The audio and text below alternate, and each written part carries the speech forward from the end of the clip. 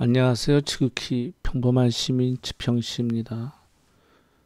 저번 방송에서 그냥 제가 임의로 그때 7월 말경에 이 큰 도치가 나왔을 때 일봉상 그 선을 그어 봤을 때 어, 아직 이 선이 무너지지 않았고, 그리고 또 요때 제가 말씀을 드렸죠. 이게 무너지나 안 무너지나 볼 거라고 이때 말씀드렸습니다. 근데 그 다음 날 이거 망치형이죠. 망치형이 나오고 살짝 깼다가 종가 기준으로는 만회를 했습니다. 그래서 그 다음에 이제 뭐 장대 양봉 나오고 분양청 나온다고 그래서 그런 거겠죠. 뭐 협상한다는 얘기가 나와서 그래서 지금 다행히 어, 모양은 조금 아직 무너지지는 않았습니다. 뭐 무너지고 말 것도 없죠. 이거 사실 보면 예서 월봉으로 보면 그 2011년경에 이 거의 50달러 갔을 때 근처에 가보지도 못했지 않습니까? 근데 금은 그때 이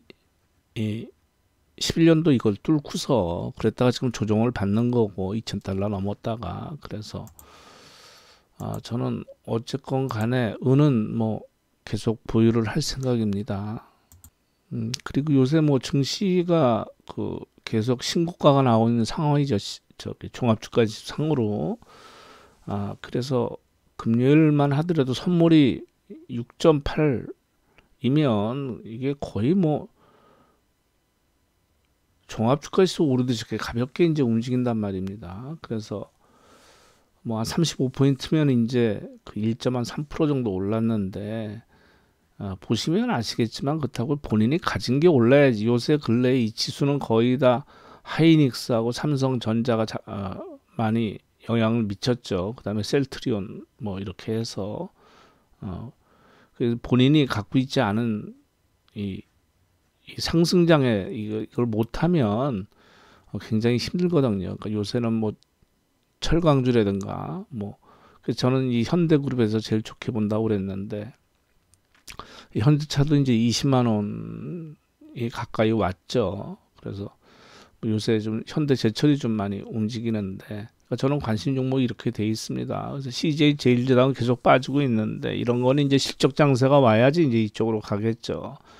올해 실적은 좋았으나 내년에 그 실적이 담보되겠냐 하는 데에 대한 뭐 의심은 있을 수 있습니다. 그래서 지금은 가는 종목에 원래 타는 게 맞다고 보고요.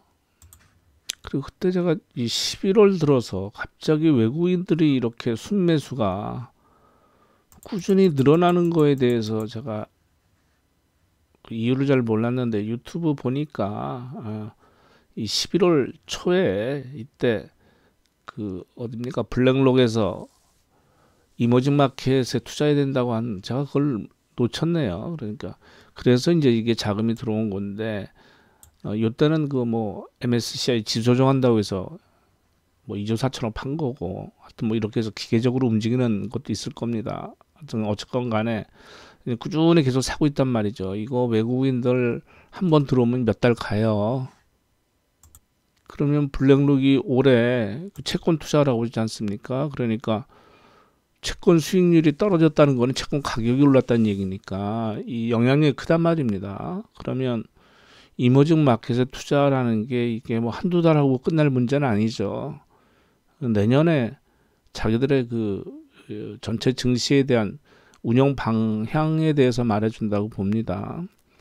그러면 어디 뭐 남미로 갈까요? 뭐 어디 갈까요? 브라질 뭐 터키, 인도 뭐 제가 보기엔 중국 아니면 한국입니다. 그러니까 중국도 들어갈 것이고 우리나라 들어올 것인데 아마 더 우리나라 증시가 훨씬 더 크게 상승하지 않을까 저는 그렇게 생각합니다.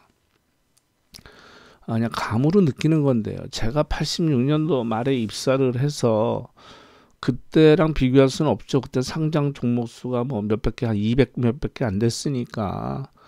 하여튼 제가 느끼는 감으로는 굉장히 큰 장이 올 것 같아요. 여러 가지 그 환경이 아주 좋습니다. 우선 이 병에 대해서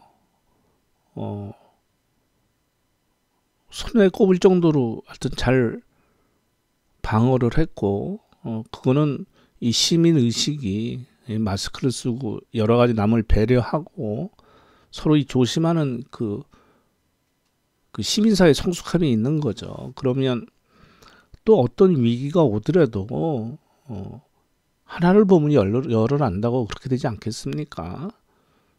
또 이렇게 어느 정도 그런 것에서 우리는 굉장히 투명하고 이걸 이겨내려는 의지력과 또 인내심이 굉장히 강하죠. 우리나라 뭐 민족성이랄까. 그래서 거기에다가 이제 또 우리 또 한류도 있고 또 기업들이 이 어려운 상황에서도 어느 나라보다도 OECD 국가나 뭐 이런 뭐 G20 뭐 이런 데보다에서 비교했을 때 굉장히 탑클래스 아니겠습니까? 그럼 우리나라는 저평가된 게 맞죠. 저는 그렇게 봅니다. 그러면 예를 들어서 이 코스피 기술적 분석으로 봤을 때 이때 두 번에 걸쳐서 이 3번이면은 이 파란 거 3번이면은 굉장히 강도가 강한 거거든요. 그래서 하락 장악형이 두 번 나왔는데 불구하고 전혀 부담 없이 오르는 겁니다. 그러면 주봉으로 봤을 때 자, 하나, 둘, 셋, 이 3파가 엘리어트 뭐 그냥 거시기 해보면 이 상승폭의 1.618배 정도 간다고 하지 않습니까? 일반적으로 얘기했을 때 이 양봉이 계속 나오는 거 보십시오. 이게 주봉인데 어마어마하게 힘이 강하다는 얘기거든요. 그러면 여기에 외국 자본도 들어오면서 또 지금 부동산 시장에 있던 자금들이 이쪽으로 좀 흘러올 조짐들이 나타나지 않겠습니까? 예를 들어서 나스닥은 너무 많이 올랐으니까 다우 기준으로 보면 2010년도에 만인데 지금 3만 갔으면 3배가 오른 거 아니겠습니까? 그러면 우리나라 한번 볼까요? 예. 우리나라 코스피 기준으로 봤을 때 2010년이면 여기지 않습니까? 예. 여기 얼마입니까? 여기 뭐 1700 정도. 10년 동안 계속 1700에서 한 2200 동안 가두리로 가는 거죠. 그러니까 1700은 저점일 때고 보통 평균선이 2000 아니겠습니까? 여기니까. 2000에 있다 지금 2700포인트 온 겁니다. 30% 올랐습니다. 미국 시장의 10분의 1 오른 겁니다. 지금. 그럼 뭐 증권사들 참 늘 연초가 되면 그러죠. 여기 지금 2700이라고 그러면 플러스 마이너스 10% 아니면 플러스 마이너스 15% 정도 뭐 그런 식으로 견적이 나오죠. 늘 똑같으니까 하나만 하는 얘기고 저는 3월달까지 공매도도 금지되어 있고 좀 단기 과열 그건 있습니다. 신용 잔고가 지금 18조가 되는데 그런 개인들이 다 수익이 났을까요? 전 절대 그렇지 않다고 생각합니다. 개별 종목들 코스닥 뭐 어쩌고 해서 잘못 걸려 있으면 지금도 손해 보는 사람이 제가 보기엔 반은 되지 않을까 싶은데 늘 그렇습니다. 증시는 또 미래가 있을까 어떻게 될지는 모르더라도 만약 주식을 안 하신 분들이라면 조금 여유 자금이 계신 분이라면 저는 주식해야 된다고 보거든요. 지금 뭐라 그럴까 부의 자산의 재분배라고 할까 이거 놓치면 3000포인트 넘으면은 좀 뭐 그런 말들이 와서 그때 들어가면 좀 늦지 않겠습니까? 그러면 지금 오르는 게 지수만 잡아먹으니까 겁이 나면 뭐 이거 레버리지는 2배니까 1배짜리 사도 되는 거고 난 도저히 하이니스가 10만 원이 넘고 삼성전자가 7만 원이 넘었으니 이걸 따라가기는 좀 겁난다. 그러시면 뭐 빠진다고 생각하면 인버스 사면 되는데 전 지금 인버스 살 때 아니라고 보거든요. 그럼 뭐 레버리지를 산다고 하거나 그러면 나는 이렇게 주식에 잘 모르고 그러니까 이 지수 좀 사시고 한정 같은 거 사놓으셔도 제가 보기엔 될 것 같아요. 지금 당장 오른다는 말씀은 못 드리는데 덜 올랐고 이거 뭐 저점 보통 웬만하면 2만 원 정도 보면 되지 않겠습니까? 22,000원이면 10% 올랐다고 보시고 빠지면 10%라고 생각하시면 되지 않겠어요? 웬만하면 오른 게 없으니까. 그러면 지금 한전이 올해 어쨌건 간에 전년도엔 적자가 났으나 올해 수익이 난단 말입니다. 뭐 유가가 빠졌든 어쨌든 간에 어떤 이유를 갖다 붙이더라도 하여튼 그렇죠. 수익이 꽤 납니다. 그럼 올해 배당을 줄 수가 있어요. 그러면 제가 왜 뜬금없이 한국전력을 말씀드리냐면 덜 움직인 종목들을 찾을 수가 있습니다. 그래서 증권주도 움직였고 건설주도 움직였고 제가 보기에 안 움직인 거는 거의 한전밖에 없어요. 근데 제가 왜 또 한전을 말씀드리냐면 그냥 기술적으로만 말씀드리겠습니다. 이게 월봉이거든요. 그러니까 이게 당장 뭐 지금 움직이다는 말씀 못 드리는데 제가 보는 견제선 그렇거든요. 일반적으로 이때 거의 6만 원 갔었잖아요. 6만 원 좀 넘었었잖아요. 고가 기준으로 봤을 때는 6만 원에서 15,000원까지 빠진 겁니다. 그건 뭐 여러 가지 실적이 안 좋고 적자가 나니까 뭐 그렇게 되겠죠. 그러면 저는 이 21선을 굉장히 중요시 보는데 참고적으로 봤을 때요. 여기 한번 닿다 무너집니다. 이걸 뚫지를 못했죠. 그 다음에 여기 또 한번 왔다 뚫지를 못했습니다. 이렇게 죽여놓는 겁니다. 사람을 층을 빠지게 만드는 거죠. 그러고서 여기서 이제 5일선이 돌고 21선 이제 골든 크로스가 나온단 말이죠. 언제 나오겠습니까? 1월 달에 나옵니다. 그러면 일반적으로 여기서 접점이 일어났을 때 하다못해 21선 요거 좀 벗깁니다. 그러면 아마 2만 7, 8천 원 가기는 그닥 어렵지 않을 것 같은 저는 그런 감이 오거든요. 그래서 뭐 오실레이터도 이제 양으로 돌아섰고 그래서 이 여유 자금으로 그냥 주식 크게 손해 안 보고